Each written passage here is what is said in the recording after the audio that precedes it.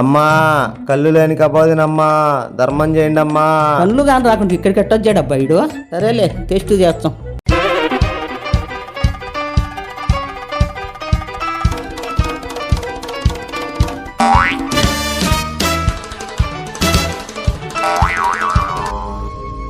పాపం నిజంగా కళ్ళు కానీ రావేమో.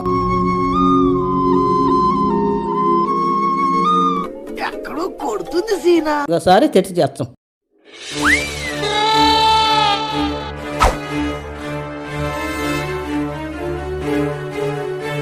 ఓహో,